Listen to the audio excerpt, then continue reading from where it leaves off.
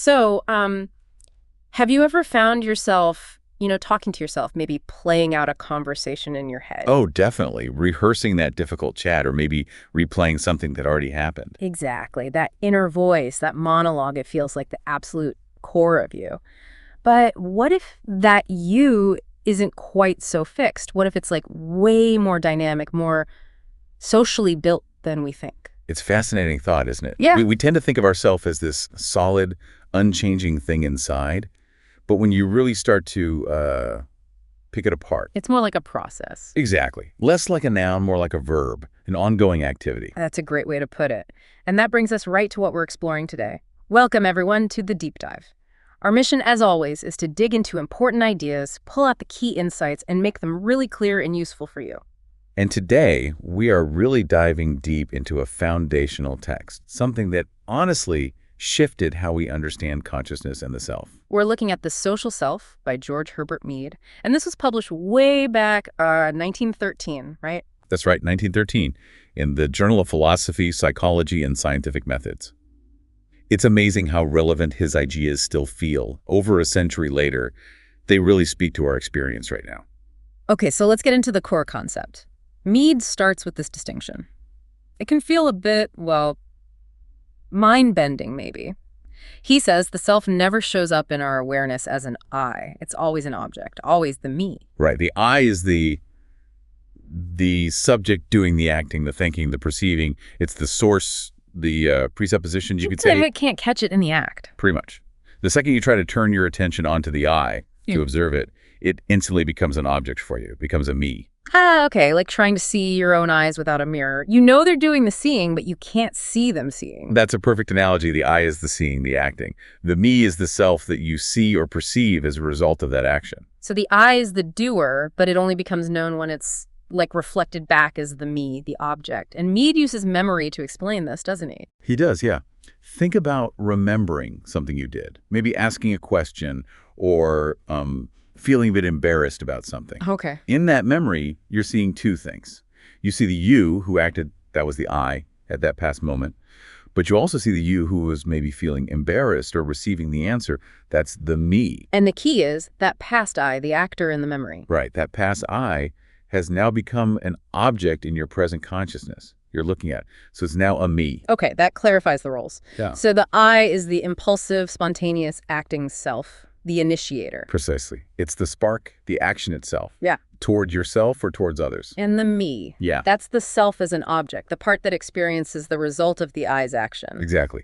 If the I decides to speak, the me is the part that hears those words, that registers the tone.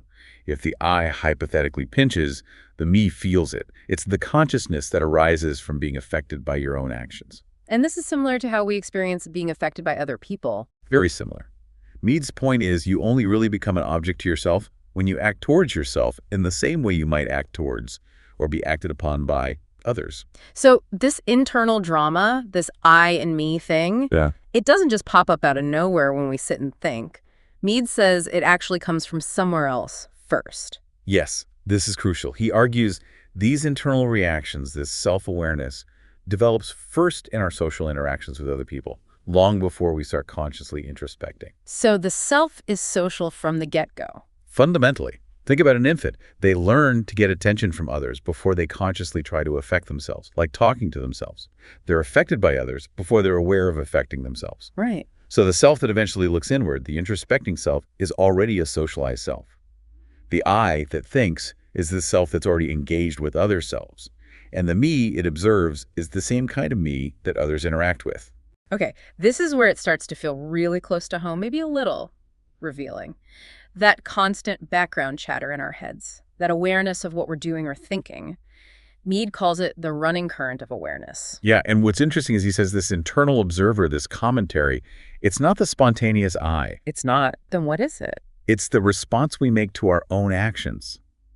When the I acts, maybe says something to someone else, that action doesn't just affect the other person, it also triggers a response inside us. Ah, so it generates another layer. Exactly. It creates, as Mead puts it, another me criticizing, approving, and suggesting. This is the reflective self. It's like you're constantly seeing yourself through sort of internalized social eyes. Wow. So it's an active internal conversation, not just passive washing. And the way this happens, he links it to our actions, especially speaking. Yes, particularly vocal gestures. When you speak, even to someone else, you also hear yourself speak. Right, of course. And Mead's insight is that you can't hear yourself without, at least to some degree, taking on the attitude you'd have if someone else said those exact words to you. Yeah. You react to your own tone, your own message. So you become an object to yourself through your own voice. Hearing yourself talk makes you like another person listening in. Precisely. You become an other to himself. That's how introspection works, according to Mead. It's built right into the social act of communication, which we then turn inward.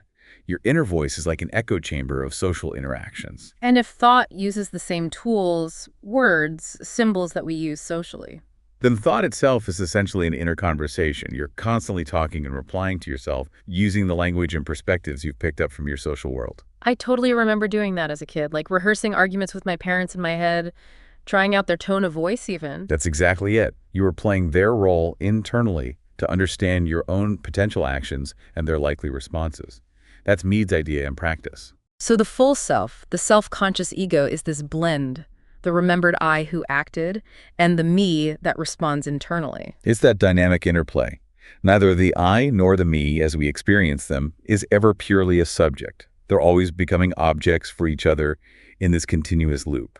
And this isn't just abstract theory. It explains why we, run through scenarios in our heads playing different parts. Absolutely. We internally take on the roles of people in our lives. We imagine their reactions, maybe even adopt their mannerisms in our thoughts. Why do we do that? Mead suggests we only truly grasp another person as a self when we can, in some way, play their role or identify with their perspective. That's how their viewpoint becomes part of our own inner landscape. So our inner critic or cheerleader or worrier, their voices are shaped by the actual people and groups we interact with. Exactly. Our inner response system is as rich and varied as our social environment. Think of a child learning right from wrong. They internalize their parents' words, "That's good," "No, don't do that," and react to their own actions using those internalized voices. It's like early on, self-consciousness is this internal play with specific characters and voices. A kind of drama, yeah. A remembered actor in this accompanying chorus. But Mead says over time, it evolves. It becomes less about specific voices and more the forum and workshop of thought. The specifics fade. The specific intonations might fade, yeah? Yeah. And the meaning of the inner speech takes center stage.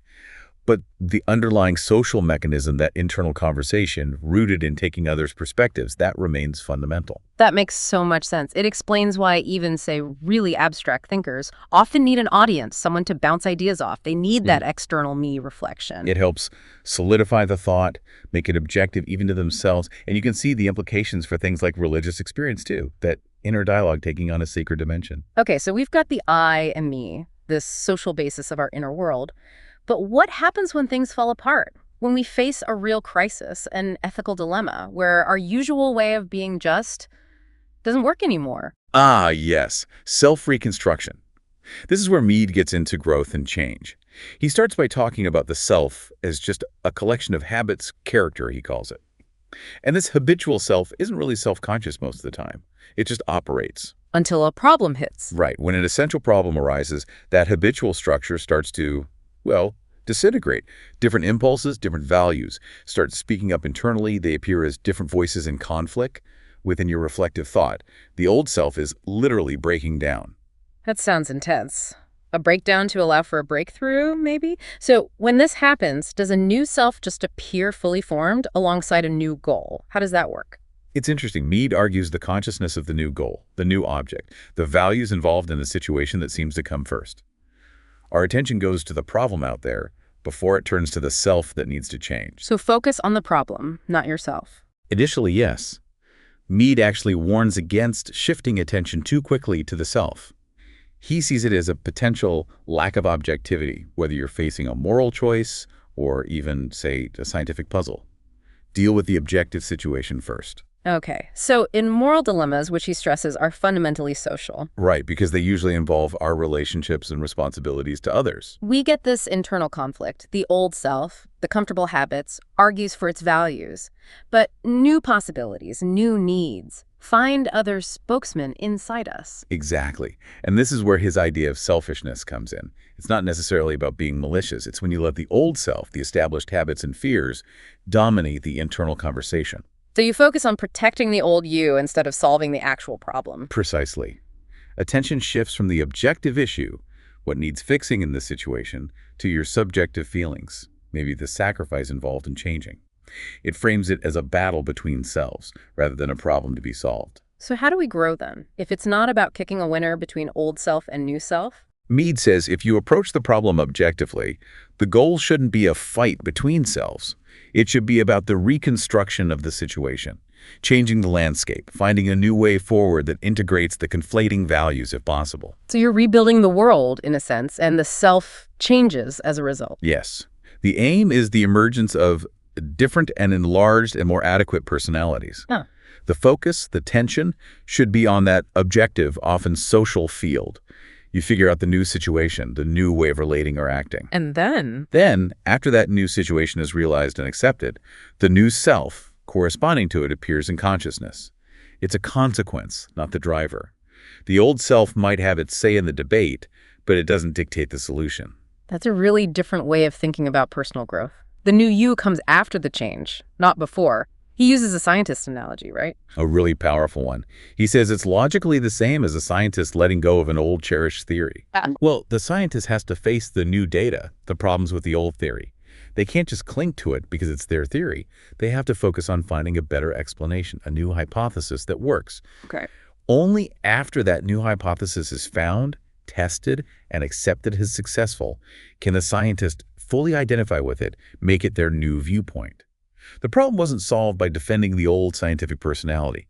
It was solved by restructuring the understanding of the phenomena. That clicks. Letting go of the old identity to allow the better solution to emerge. But he does say moral problems are different. He does acknowledge a key difference. While the logic is similar, moral problems hit closer to home. They involve our concrete personal interests, our relationships, our core values.